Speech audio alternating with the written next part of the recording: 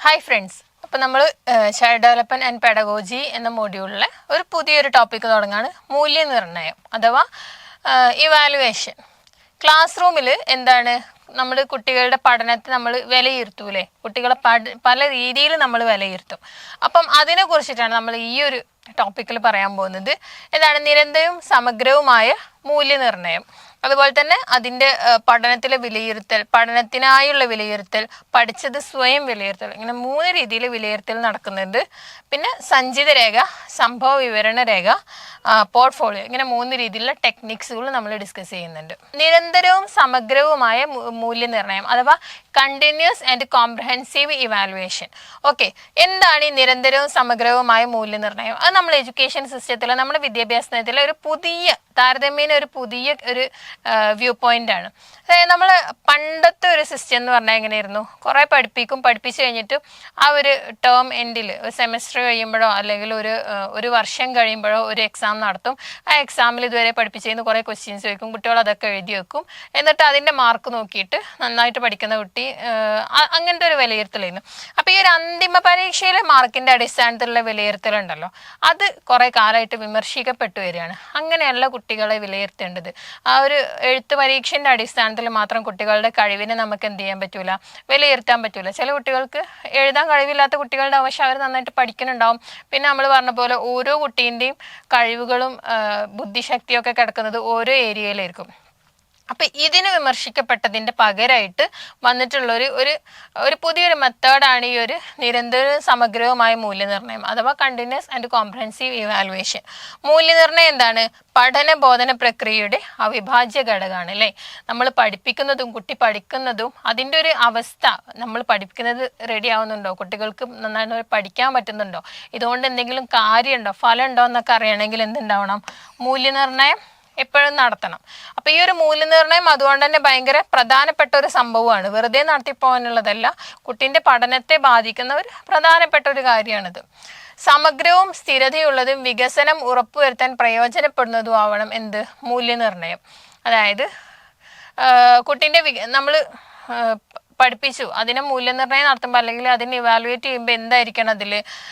മൊത്തത്തിലുള്ള ഇവാലുവേഷൻ ആയിരിക്കും ചെയ്യുന്നത്. അതായത് കുട്ടിക്ക് എഴുതാനുള്ള കഴിവുണ്ടോ അല്ലെങ്കിൽ കുട്ടിക്ക് ബൈഹാർട്ട് ചെയ്യാനുള്ള കഴിവുണ്ടോ എന്നുള്ളതിൻ്റെ അപ്പുറത്തേക്ക് എല്ലാ കാര്യങ്ങളും നമ്മൾ സമഗ്രം എന്താന്ന് പറയും.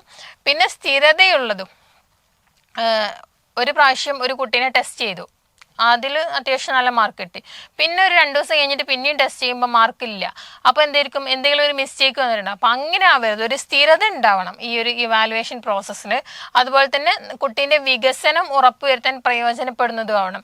കുട്ടിക്ക് ഒരു എന്താ പറയുക, ഈ പഠിക്കുന്നതിൽ നിന്ന് എന്തെങ്കിലും കിട്ടുന്നുണ്ടോ, അതുപോലെ തന്നെ അവർക്ക് ബുദ്ധി വികസിക്കുന്നുണ്ടോ, ശാരീരികമായിട്ടും മാനസികമായിട്ടും അവർക്ക് ഡെവലപ്മെൻറ്റ് നടക്കുന്നുണ്ട് എന്നൊക്കെ നമുക്ക് മനസ്സിലാക്കാൻ പറ്റുന്ന ഒരു സിസ്റ്റം ആയിരിക്കണം അവരുടെ മൂല്യനിർണ്ണയം എന്ന് പറയുന്നത്.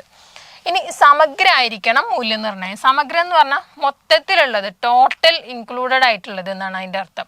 അതായത് നമ്മുടെ അക്കാദമിക് പഠനം, ക്ലാസ് റൂമിൽ പഠിക്കുന്ന ആ ഒരു കാര്യം, അക്കാദമികേതരങ്ങളായ നേട്ടങ്ങൾ, ക്ലാസ് റൂമിൻ്റെ പുറത്തുള്ള വെറും ടെക്സ്റ്റ് ബുക്കിലെ പഠനം മാത്രമല്ലാത്ത ആർട്സ്, സ്പോർട്സ്, ബാക്കിയുള്ള ഔട്ട്ഡോർ ആക്ടിവിറ്റീസ്, ക്ലബ് ആക്ടിവിറ്റീസ്, അക്കാദമിക പഠനത്തിൻ്റെ മറ്റംശങ്ങൾ, അതായത് വൈകാരികവും നൈപുണികരവുമായ മേഖലകളിലെ വികസന മാറ്റങ്ങൾ, കുട്ടീൻ്റെ ഇമോഷണലും ഫീലിംഗ് ഒക്കെ ആയിട്ടുള്ള മാറ്റങ്ങൾ, അതിൽ വരുന്ന ഡെവലപ്മെൻറ്റ്, അതുപോലെ തന്നെ അവരുടെ കഴിവുകൾക്കനുസരിച്ചിട്ടുള്ള വികസനങ്ങൾ, എന്തെങ്കിലും ചെറിയ കഴിവുകളൊക്കെ അവർക്കുണ്ടാവും, ചെറുതും വലുതുമായിട്ടുള്ള എന്താ പറയുക, കലാപരമായിട്ടും കായികപരമായിട്ടുള്ള കഴിവുകളുണ്ടാവും.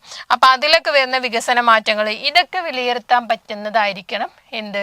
കുട്ടികളുടെ ഇവാലുവേഷൻ. അതായത് ജസ്റ്റ് പണ്ടത്തെ രീതിയിലുള്ള ക്ലാസ് റൂമിൽ പഠിപ്പിക്കുന്നത് മാത്രം എക്സാമിന് എഴുതുക, അതിൻ്റെ മാർക്കിൽ കുട്ടികളെ വിലയിരുത്തുക എന്നതിൻ്റെ അപ്പുറത്തേക്ക് ക്ലാസ് റൂമിൽ പഠിപ്പിക്കുന്നതും ക്ലാസ് റൂമിൽ പഠിപ്പിക്കാതെ അവർ പുറത്ത് ക്ലാസ് റൂമിൻ്റെ ഔട്ട്ഡോറായിട്ട് അവർ പാർട്ടിസിപ്പേറ്റ് ചെയ്യുന്ന അക്കാദമികേതരങ്ങളായ നേട്ടങ്ങളും, അതുപോലെ തന്നെ ക്ലാസ് റൂമിൻ്റെ പഠനത്തിൻ്റെ തന്നെ ഭാഗമായിട്ടുള്ള അവരുടെ മാനസികവും ശാരീരികമായിട്ടുള്ള വളർച്ച, അതുപോലെ തന്നെ അവരുടെ കുഞ്ഞു കുഞ്ഞു കഴിവുകളും അവരുടെ എന്താ പറയുക നേട്ടങ്ങളും, അതിനൊക്കെ അളക്കുന്ന ഒരു എന്തായിരിക്കണം, പ്രോസസ്സായിരിക്കണം ഇവാലുവേഷൻ അഥവാ മൂല്യനിർണ്ണയം എന്ന് പറയുന്നത്. ചുരുക്കി പറഞ്ഞാൽ ഒരു കുട്ടീനെ മൊത്തത്തിൽ ടോട്ടലായിട്ട് അളക്കാൻ പറ്റുന്ന ഒരു സംഭവമായിരിക്കണം മൂല്യനിർണ്ണയം.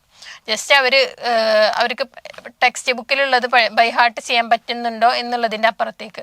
അതുപോലെ തന്നെ ഈ കണ്ടിന്യൂസ് ആൻഡ് കോംപ്രഹെൻസീവ് ഇവാലുവേഷനിൽ കോംപ്രഹെൻസീവ് ആണ് ഈ സമഗ്രം എന്ന് പറയുന്നത്. കണ്ടിന്യൂസ് എന്നതാണ്, തുടർച്ചയായിരിക്കണം ഈ ഒരു മൂല്യനിർണ്ണയം എന്ന് പറയുന്നത്. അതായത് ജസ്റ്റ് അക്കാദമിക് പഠനത്തിൻ്റെ ഒരു ലാസ്റ്റ് ഘട്ടത്തിൽ മാത്രം, ഒരു വർഷാവസാനോ അല്ലെങ്കിൽ ഒരു മാസാവസാനോ അതല്ലാതെ ഇടക്കിടക്ക് ഒരു പഠനം അവിടെ തുടങ്ങിയാൽ, ഒരു അക്കാദമിക് ഇയർ അവർ തുടങ്ങിയാൽ ആ ഒരു ഇയർ തീരുന്നത് വരെ പല രീതിയിലായിട്ട്, എഴുത്ത് പരീക്ഷയായിട്ടും പല പല മത്സരങ്ങളായിട്ടും കോമ്പറ്റീഷൻസ് ആയിട്ടും പ്രോഗ്രാമുകളൊക്കെ ആയിട്ട് പല പല രീതിയിൽ അതൊരു കണ്ടിന്യൂസ്, ഒരു തുടർച്ചയായിട്ടുള്ള ഒരു പ്രോസസ്സ് ആവണം.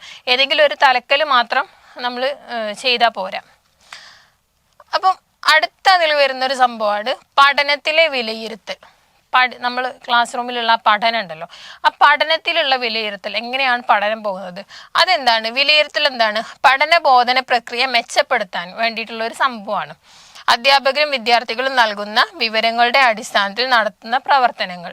ഓക്കെ, അധ്യാപകരും വിദ്യാർത്ഥികളും കൂടെ ഉൾക്കൊള്ളിച്ചും കൊണ്ട് ഈ ഒരു പഠന ബോധന, അതായത് പഠിപ്പിക്കലും കുട്ടി പഠിക്കലും, ആ ഒരു പ്രക്രിയ കൂടുതൽ മെച്ചപ്പെടുത്താൻ വേണ്ടിയിട്ട് അതിന് വല്ല കാര്യമുണ്ടോ, ഫലമുണ്ടോ, ഇനി എന്തൊക്കെയാണ് അത് കൂടുതൽ മെച്ചപ്പെടുത്താൻ ചെയ്യേണ്ടത് എന്നൊക്കെ മനസ്സിലാക്കാൻ വേണ്ടിയിട്ട് നടത്തുന്ന ഒരു പരിപാടിയാണ് ആ പഠനത്തെ വിലയിരുത്തൽ.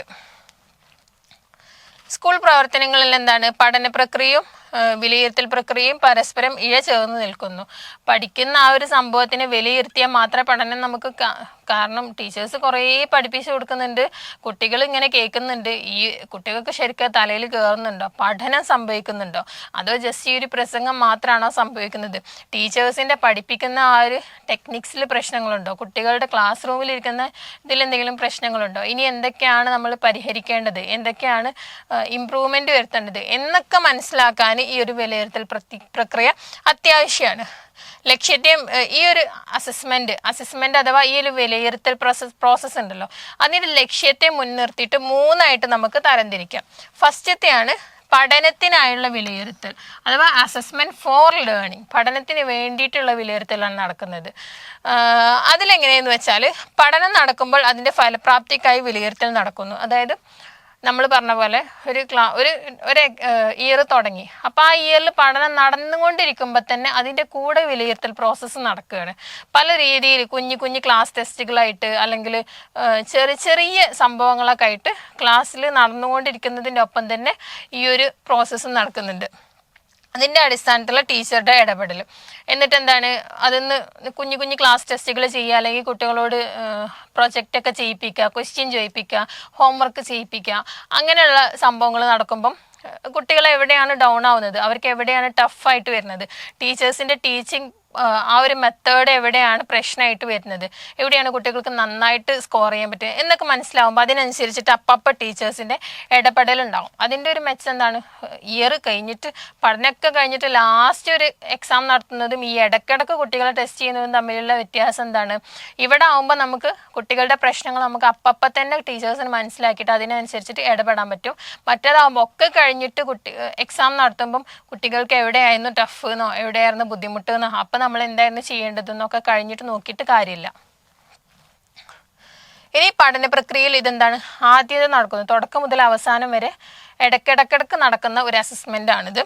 വിലയിരുത്തലിൻ്റെ അടിസ്ഥാനത്തിൽ എന്താണ്, ടീച്ചർ നൽകുന്ന കൈത്താങ്ങും ഫീഡ്ബാക്കും. ടീച്ചർ ഇടയ്ക്കിടയ്ക്ക് അതിനനുസരിച്ചിട്ട് ഫീഡ്ബാക്ക് കൊടുത്തു. ഇപ്പോൾ ചെറിയ ഒരു ക്ലാസ് ടെസ്റ്റ് ഇടാണ്, ഒരു ടോപ്പിക്ക് പഠിപ്പിച്ച് ഇമ്പോർട്ടൻറ്റ്, എന്നിട്ട് അതിൻ്റെ ബേസിൽ ടീച്ചർ അടുത്ത ആഴ്ച ക്ലാസ് ടെസ്റ്റ് ഇട്ടിട്ട് കുട്ടികളോട് പറയും എല്ലാവരും നന്നായിട്ട് ചെയ്തിരുന്നു, പക്ഷേ ഈ ഒരു ഭാഗത്ത് നിങ്ങൾ കുറച്ചൊരു മിസ്റ്റേക്ക് പറ്റി, അല്ലെങ്കിൽ കുറച്ച് പേർക്ക് കുറച്ച് ചെറുതായിട്ട് മാർക്ക് കുറഞ്ഞു, അല്ലെങ്കിൽ ക്വസ്റ്റ്യൻ ചോദിക്കൽ നടത്താം, വൈവ നടത്താം, പ്രൊജക്റ്റ് കൊടുക്കാം, അസൈൻമെൻറ്റ് ചെയ്യിപ്പിക്കുക, അങ്ങനെയൊക്കെ ചെയ്തിട്ട് അതിനനുസരിച്ച് ടീച്ചർ ഫീഡ്ബാക്ക് കൊടുക്കുക. പിന്നെ ടീച്ചറുടെ ഭാഗം ഒരു കൈത്താങ്ങ്, അതായത് ഒരു സപ്പോർട്ട് കൊടുക്കുക. ബുദ്ധിമുട്ടുള്ള കുട്ടികൾക്ക്, മനസ്സിലാക്കാൻ ബുദ്ധിമുട്ടുള്ള കുട്ടികൾക്ക് അതിനനുസരിച്ചിട്ട് ഒരു സപ്പോർട്ടൊക്കെ കൊടുക്കാൻ ഈ ഒരു അസസ്മെന്റ് ഹെൽപ്പ് ചെയ്യും. ഇനി അടുത്തൊരു ടൈപ്പാണ് പഠനത്തെ വിലയിരുത്തൽ. ആ ഒരു പഠന പ്രക്രിയ എങ്ങനെയാണ് പോകുന്നത് എന്ന് മനസ്സിലാക്കൽ. ഒരു നിശ്ചിത കാലയളവിന് ശേഷം അളക്കുന്നു. ഇവിടെ എന്താണ്, പിന്നെ നമ്മൾ പറഞ്ഞ പോലെ ഒരു മാസത്തിന് ശേഷം അല്ലെങ്കിൽ ഒരു ചാപ്റ്റർ പഠിപ്പിച്ചു കഴിഞ്ഞതിന് ശേഷം ഒരു മൊഡ്യൂൾ പഠിപ്പിച്ചു കഴിഞ്ഞതിന് ശേഷം അല്ലെങ്കിൽ ഒരു വർഷത്തിന് ശേഷം ഒക്കെ അങ്ങനെ ഒരു നിശ്ചിത കാലയളവിന് ശേഷം എത്രത്തോളം കുട്ടികൾ പഠിച്ചു എന്ന് മനസ്സിലാക്കാൻ വേണ്ടിയിട്ട് ആ പഠനത്തെ വിലയിരുത്തുകയാണ്. വിദ്യാർത്ഥികൾ എന്ത് പഠിച്ചു എന്നറിയാൻ വേണ്ടിയിട്ടാണ് നമ്മൾ ഈ ഒരു അസസ്മെന്റ് നടത്തുന്നത്. പിന്നെ യൂണിറ്റിന്റെ അവസാനമോ വർഷാന്തമോ ഒക്കെ ആയിട്ടാണ് നടക്കുന്നത്. പഠിതാവിന് ഉണ്ടായ മാറ്റം ഈ ഒരു വർഷം കൊണ്ട് അല്ലെങ്കിൽ ഈ ഒരു ചാപ്റ്റർ പഠിച്ചപ്പം പഠിതാവിന് എന്ത് മാറ്റമാണ് ഉണ്ടായത്, പഠന നിലവാരം കൂടിയിക്കാണോ കുറഞ്ഞിക്കാണോ എന്നൊക്കെ മനസ്സിലാക്കാൻ വേണ്ടിയിട്ട്. പിന്നെ കുട്ടിയുടെ നേട്ടത്തെ ഉദ്ദിഷ്ട നിലവാരവുമായി താരതമ്യം ചെയ്യാൻ. അതായത് ഇപ്പം നമ്മൾ ലാസ്റ്റ് ഒരു എക്സാം നടത്തുകയാണെങ്കിൽ എന്തായിരിക്കും മിക്കവാറും ഒരു 100 അല്ലെങ്കിൽ ഒരു 50 ആയിരിക്കും എക്സാം നടത്തുക.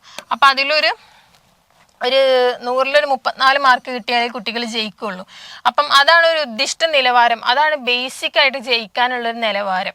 ഒരു 60ന്റെ മുകളിൽ അല്ലെങ്കിൽ ഒരു 70ന്റെ മുകളിലൊക്കെ കിട്ടിയാൽ നന്നായിട്ട് പഠിക്കുന്ന കുട്ടിയാണ്. അപ്പം അങ്ങനെ ഒരു നിലവാരങ്ങൾ ഉണ്ടാവും. അപ്പം ആ ഒരു നിലവാരവുമായിട്ട് കുട്ടിൻ്റെ പഠനത്തെ താരതമ്യം ചെയ്യാനൊക്കെ നമുക്ക് ഈ ഒരു അസസ്മെന്റ് യൂസ് ചെയ്യാം. പിന്നെ ഇതിലെന്തായിരിക്കും മറ്റേതിൻ്റെ പോലെ നമ്മളെ അസസ്മെന്റ് ഫോർ ലേണിങ്ങിന് പോലെ എന്തായിരിക്കും അവിടെ ഒരു സ്കോറിങ്ങോ ഗ്രേഡിങ്ങോ ഒന്നും ഉണ്ടാവില്ല.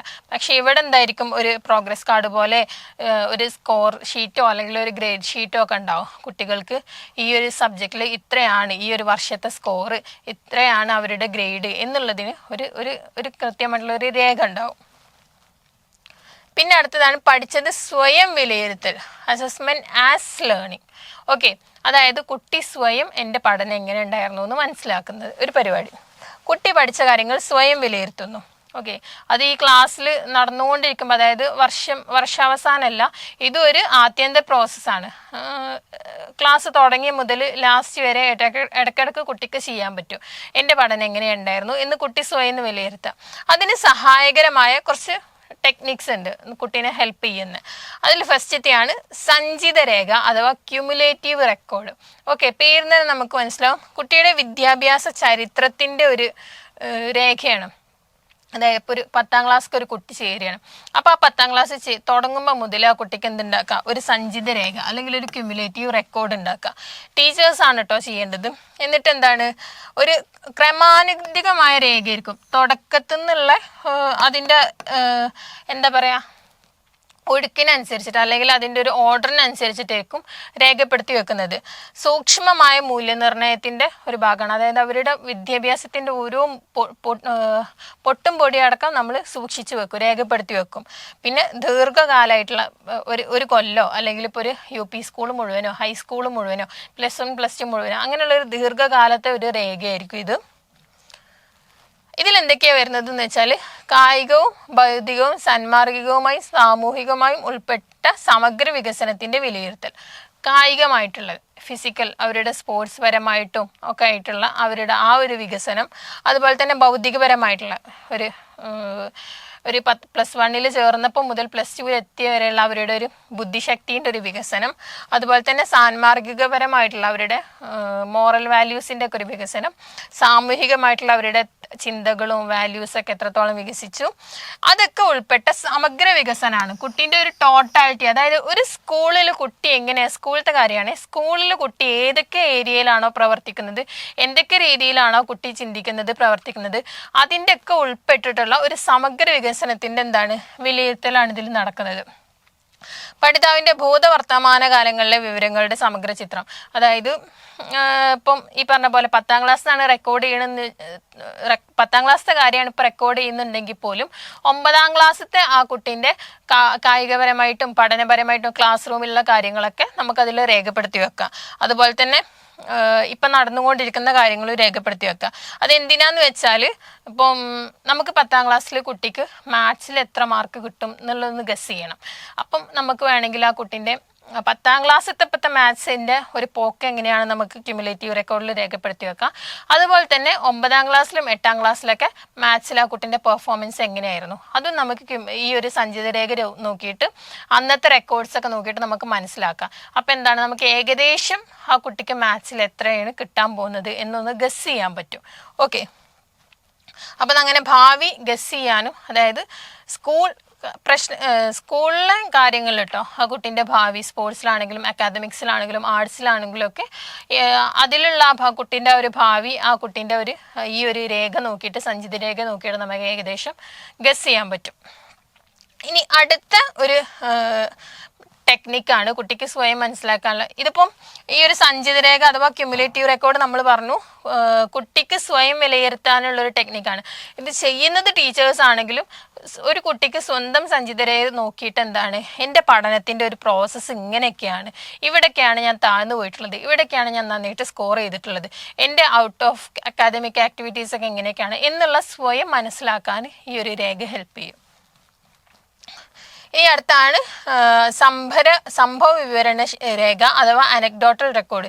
പേര് പോലെ തന്നെ കുട്ടീൻ്റെ ലൈഫിൽ നടക്കുന്ന കാര്യങ്ങൾ റെക്കോർഡ് ചെയ്ത് വെക്കുക. സ്കൂളിൽ നടക്കുന്ന കാര്യങ്ങൾ ടീച്ചേഴ്സാണ് ഇതും ചെയ്യുന്നത്. ഇവിടെ എന്താ പറയുക, അക്കാദമിക് കാര്യങ്ങളിൽ ഫോക്കസ് ചെയ്യുക അങ്ങനെയല്ല, പ്രസക്തമായ സംഭവങ്ങളുടെ ഓർമ്മക്കുറിപ്പുകൾ. ടീച്ചേഴ്സ് എന്ത് ചെയ്യുക, കുട്ടികളെ നിരീക്ഷിക്കുക, സ്കൂളിലുള്ളവരുടെ പ്രവർത്തനങ്ങളും സ്വഭാവമൊക്കെ നിരീക്ഷിച്ചിട്ട് എന്തെങ്കിലും കാര്യമായിട്ടുള്ള സംഭവങ്ങളൊക്കെ സംഭവ വികാസങ്ങൾ ഉണ്ടാകുമ്പോൾ ആ കുട്ടി അവിടെ എങ്ങനെയാണ് പ്രവർത്തിച്ചത്, ആ ഒരു പ്രശ്നത്തെ എങ്ങനെയാണ് ഹാൻഡിൽ ചെയ്തത് എന്നുള്ളതിന് എന്താണ് രേഖപ്പെടുത്തി വെക്കുന്ന പരിപാടിനെയാണ് നമ്മൾ സംഭവ വിവരണ രേഖ അഥവാ അനക്ഡോട്ടൽ റെക്കോർഡ് എന്ന് പറയുന്നത്. വിദ്യാർത്ഥികളുടെ മനോഭാവങ്ങളും വ്യക്തിത്വ വിശേഷങ്ങളും വ്യക്തമാക്കുന്ന വ്യവഹാരങ്ങൾ. ഇപ്പം നമുക്ക് സ്കൂളിലെ കുട്ടികളുടെ സ്വഭാവങ്ങൾ നിരീക്ഷിച്ചാൽ തന്നെ ഫ്രണ്ട്സിൻ്റെ കൂടെയുള്ളതാണെങ്കിലും ക്ലാസ് റൂമിലുള്ളതാണെങ്കിലും ടീച്ചേഴ്സിനോടുള്ളതാണെങ്കിലും എന്തെങ്കിലും പ്രശ്നങ്ങൾ വരുമ്പോൾ അവരുടെ സ്വഭാവം അങ്ങനെയുള്ള വ്യവഹാരങ്ങളൊക്കെ നിരീക്ഷിച്ചാൽ എന്തുണ്ടാവും, കുട്ടികളുടെ ആറ്റിറ്റ്യൂഡ്, ഓരോ കാര്യത്തിനോടുള്ള കുട്ടികളുടെ മനോഭാവങ്ങളൊക്കെ നമുക്ക് ഒരുവിധം മനസ്സിലാവും. അതുപോലെ തന്നെ വ്യക്തിത്വ സവിശേഷതകളും അവരുടെ പേഴ്സണാലിറ്റീൻ്റെ ഓരോരോ കുഞ്ഞു കുഞ്ഞു സവിശേഷതകൾ, എക്സ്ട്രോവേർട്ടാണോ ഇൻട്രോവേർട്ടാണോ, കള്ളം പറയുന്ന ആളാണോ, എന്തിനോടൊക്കെയാണ് അവർക്ക് താല്പര്യങ്ങളുള്ളത് എന്നുള്ളതൊക്കെ നമുക്ക് മനസ്സിലാക്കാൻ പറ്റും. അപ്പം അങ്ങനത്തെ സംഭവങ്ങളൊക്കെ എന്ത് ചെയ്യുക, അങ്ങനത്തെ ബിഹേവിയേഴ്സ് വരുമ്പം, അങ്ങനത്തെ വ്യവഹാരങ്ങൾ വരുമ്പം അധ്യാപകർ അവരെ നിരീക്ഷിക്കുക. എന്നിട്ട് ആ നിരീക്ഷിച്ച കാര്യങ്ങൾ എന്ത് ചെയ്യാണ്, ഉടനെ രേഖപ്പെടുത്തണം. അല്ലെങ്കിൽ എന്താ നമ്മൾ കുറച്ച് കഴിഞ്ഞ് എഴുതാമെന്ന് വിചാരിക്കുക, അതിൽ കുറേ ചില ഇമ്പോർട്ടൻറ്റ് കാര്യങ്ങൾ നമ്മൾ മറന്നുപോകും. അപ്പം സൂക്ഷ്മമായിട്ടും വസ്തുനിഷ്ഠമായിട്ടും സത്യസന്ധമായിട്ട് സംഭവിച്ചത് എന്താണോ അങ്ങനെ തന്നെ രേഖപ്പെടുത്തി വെക്കണം. പിന്നെ 2 കോളങ്ങൾ ആണ് പൊതുവെ അനക്ഡോട്ടൽ റെക്കോർഡിൽ ഉണ്ടായിരിക്കുക. ഇവിടെ സംഭവിച്ച കാര്യം എന്താ, ഇപ്പോൾ ഒരു എക്സാമ്പിൾ പറയുകയാണെങ്കിൽ ഇന്ന് ക്ലാസ്സിൽ ക്വസ്റ്റ്യൻ ആൻസർ പേപ്പർ വിതരണം ചെയ്തു എന്നുള്ളതായിരിക്കും സംഭവം. കുട്ടിക്ക് ചിലപ്പം 50-ൽ ഒരു 35 മാർക്കായിരിക്കും കിട്ടിയിട്ടുണ്ടാവുക. അപ്പം അതിൻ്റെ വ്യാഖ്യാനം ഇവിടെ ആ ഒരു എക്സാം പേപ്പർ കിട്ടിയപ്പം, ആൻസർ പേപ്പർ കിട്ടിയപ്പം കുട്ടി എന്ത് ചെയ്തു, എന്തായിരുന്നു പ്രതികരണം എന്നുള്ളതിൻ്റെ ഒരു വ്യാഖ്യാനം ഇവിടെ, എന്തുകൊണ്ടാണ് കുട്ടി അങ്ങനെ ചെയ്തത് എന്നുള്ളത്. ഓക്കെ, അങ്ങനെ ഒരു മോഡലാണ് അനക്ഡോട്ടൽ റെക്കോർഡിന് അല്ലെങ്കിൽ സംഭവ വിവരണ രേഖക്ക് ഉണ്ടാവുക. സ്വയം സമ്പൂർണമായ ഉപകരണമല്ല. ഇത് വെച്ചിട്ട് നമുക്കൊരു കുട്ടീനെ ഇവാലുവേറ്റ് ചെയ്യാൻ പറ്റൂല. കുട്ടീൻ്റെ പഠനത്തിന് അല്ലെങ്കിൽ കുട്ടീനെ പൂർണ്ണമായിട്ട് മനസ്സിലാക്കാനൊന്നും ഇത് യൂസ് ചെയ്യാൻ പറ്റില്ല. പക്ഷേ എന്ത് ചെയ്യാൻ പറ്റും, മറ്റു തന്ത്രങ്ങളുടെ കൂടെ ഉപയോഗിക്കാം. ഇപ്പം ഈ ക്യുമുലേറ്റീവ് റെക്കോർഡ് അതായത് സഞ്ചിത രേഖൻ്റെ ഒക്കെ കൂടെ ഇത് യൂസ് ചെയ്തിട്ട് കുട്ടീൻ്റെ മൊത്തത്തിലുള്ളൊരു സ്വഭാവം, പേഴ്സണാലിറ്റി സ്കൂളിൽ എങ്ങനെയാണ് എന്നുള്ളതൊക്കെ നമുക്ക് മനസ്സിലാക്കാം. ഇനി അടുത്തൊരു ടെക്നിക്കാണ് പോർട്ട്ഫോളിയോ. ഓക്കെ, പോർട്ട്ഫോളിയോ എന്ന് പറഞ്ഞാൽ ഒരാളുടെ ടോട്ടലായിട്ടുള്ള ഒരു പ്രൊഫൈൽ എന്നൊക്കെ നമ്മൾ പറയില്ലേ, അതിനാണ് നമ്മൾ പോർട്ട്ഫോളിയോ എന്ന് പറയുന്നത്. ഒന്നോ അതിലധികമോ മേഖലകളിലെ അധ്വാനവും പുരോഗതിയും നേട്ടവും കാണിക്കുന്ന വിദ്യാർത്ഥികളുടെ പ്രവർത്തനങ്ങളുടെ ശേഖരണം. അതായത് ഏതെങ്കിലും 1 or 2, അതായത് ക്ലാസ് റൂമിൽ, സ്പോർട്സിൽ, ആർട്സിൽ, പിന്നെ ക്വിസസിൽ, എക്സാമിൽ, അങ്ങനെയൊക്കെയുള്ള ഏതെങ്കിലും 1 or 2 മേഖലകളിൽ കുട്ടീൻ്റെ അധ്വാനം, അതിലുള്ള പുരോഗതി, അവർ കൈവരിച്ച നേട്ടങ്ങൾ, അതൊക്കെ കാണിക്കുന്ന ഒരു ഫയൽ, അതിൻ്റെയൊക്കെ ഒരു റെക്കോർഡിങ്. അതായത് നമുക്ക് തുറന്നു നോക്കുമ്പം ഈ കുട്ടി സ്കൂളിൽ ഇത്രയും കാര്യങ്ങളിലാണ് കുട്ടി എന്താ പറയുക നന്നായിട്ട് പുരോഗതി കൈവരിച്ചിട്ടുള്ളതും സമ്മാനങ്ങൾ വാങ്ങിക്കൂട്ടിയിട്ടുള്ളതൊക്കെ നമുക്ക് മനസ്സിലാവും. അതിനെയാണ് പോർട്ട്ഫോളിയോ എന്ന് പറയുന്നത്. അതൊരെന്നെങ്കിലും ഒരു ബുക്കായിട്ട് ശേഖരിക്കാം, അല്ലെങ്കിൽ ഒരു ഫോൾഡറായിട്ട് അവരുടെ സർട്ടിഫിക്കറ്റ്സും അതിൻ്റെ രേഖകളൊക്കെ സൂക്ഷിക്കാം, ഒരു ഫയലായിട്ട് സൂക്ഷിക്കാം. അങ്ങനെ പല പല രൂപത്തിൽ നമുക്കൊരു പോർട്ട്ഫോളിയോ ഉണ്ടാക്കി സൂക്ഷിക്കാം. ഇതും ടീച്ചേഴ്സാണ് കേട്ടോ ചെയ്യുക. പിന്നെ ഒരു പ്രത്യേക കാലഘട്ടത്തിലെ കുട്ടികളുടെ പ്രവർത്തനങ്ങളുടെ സമഗ്രമായ ചിത്രം. ഞാൻ പറഞ്ഞ പോലെ ഇപ്പോൾ ഒരു 8ാം ക്ലാസ് മുതൽ 9ാം ക്ലാസ് വരെ, അല്ലെങ്കിൽ ഒരു 8ാം ക്ലാസ് മുതൽ 10ാം ക്ലാസ് വരെ ആ ഒരു സ്കൂളിൽ വന്നതിന് ശേഷം കുട്ടീൻ്റെ ഒരു പ്രവർത്തനങ്ങൾ മൊത്തത്തിൽ അക്കാദമിക് ക്ലാസ് റൂമിലാണെങ്കിലും പുറത്തുള്ളതായിട്ടുള്ളതാണെങ്കിലൊക്കെ എക്സാമിൻ്റെ മാർക്സ്, മത്സരങ്ങളിൽ പങ്കെടുത്തതിൻ്റെ കാര്യങ്ങൾ, അങ്ങനെയുള്ള മൊത്തത്തിലുള്ള പ്രവർത്തനങ്ങളുടെ ഒരു സമഗ്രമായിട്ടുള്ള ഒരു ചിത്രം നമുക്ക് പോർട്ട്ഫോളിയോ എന്ന് കിട്ടും. പിന്നെ പഠന പ്രവർത്തനങ്ങളിൽ സജീവ പങ്കാളിയാവാനും സ്വന്തം പ്രയത്നങ്ങളെ വിലയിരുത്താനും മെച്ചപ്പെട്ട ഭാവിക്കായി ആസൂത്രണം ചെയ്യാനും ഒക്കെ കുട്ടികളെ ഈ ഒരു പോർട്ട്ഫോളിയോ ഹെൽപ്പ് ചെയ്യും. നമ്മൾ പറഞ്ഞു കുട്ടികളെ സ്വയം വിലയിരുത്താൻ സഹായിക്കുന്ന ഒരു സാധനമാണ്. അപ്പം എന്താണ്, അതൊക്കെ മറിച്ച് നോക്കിയിട്ട് സ്വന്തം പഠന പ്രവർത്തനങ്ങൾ മെച്ചപ്പെടുത്തണോ, കുറച്ചും കൂടെ നന്നാക്കണോ, ഞാൻ ഇനി എവിടേക്കാണ് ഇമ്പ്രൂവ് ചെയ്യേണ്ടത്, പിന്നെ സ്വയം പ്രയത്നങ്ങളെ ഞാൻ ഇതുവരെ ചെയ്ത കാര്യങ്ങളൊക്കെ എങ്ങനെയുണ്ടായിരുന്നു വിലയിരുത്താനും, പിന്നെ മെച്ചപ്പെട്ട ഭാവിക്കായിട്ട് ഇനി എന്താണ് ഞാൻ ചെയ്യേണ്ടത് എന്നുള്ളത് പ്ലാൻ ചെയ്യാനൊക്കെ ഈ ഒരു പോർട്ട്ഫോളിയോ കുട്ടികളെ ഹെൽപ്പ് ചെയ്യും. അപ്പം ഇത്രയാണ് നമുക്ക് ഈ ഒരു ഇവാലുവേഷൻ അല്ലെങ്കിൽ മൂല്യനിർണ്ണയം പാർട്ടിൻ്റെ 1 പറയാനുള്ളത്. നമ്മളെന്താണ് കണ്ടിന്യൂസ് ആൻഡ് കോംപ്രഹെൻസീവ് ഇവാലുവേഷൻ അഥവാ നിരന്തരവും സമഗ്രവുമായി മൂല്യനിർണ്ണയം പറഞ്ഞു. പഠനത്തിലെ വിലയിരുത്തൽ പറഞ്ഞു. പഠനത്തിലെ വിലയിരുത്തൽ എന്താണ്? 3 ടൈപ്പ് ഉണ്ട്. പഠനത്തിലായുള്ള വിലയിരുത്തലുണ്ട്, പഠിച്ചത് സ്വയം വിലയിരുത്തലുണ്ട്, പഠനത്തിൻ്റെ വിലയിരുത്തലുണ്ട്. 3 രീതിക്കുള്ളത് പറഞ്ഞു. അങ്ങനെ പഠിച്ചത് സ്വയം വിലയിരുത്തലിൻ്റെ 3 ടെക്നിക്ക് ഉണ്ട്: സഞ്ചിത രേഖ, സംഭവരേഖ, പോർട്ട്ഫോളിയോ. ഈ 3 കാര്യങ്ങൾ, ഇത്രയും കാര്യങ്ങളാണ് നമ്മൾ ഈ ഒരു വീഡിയോയിൽ ഡിസ്കസ് ചെയ്തത്. Thank you.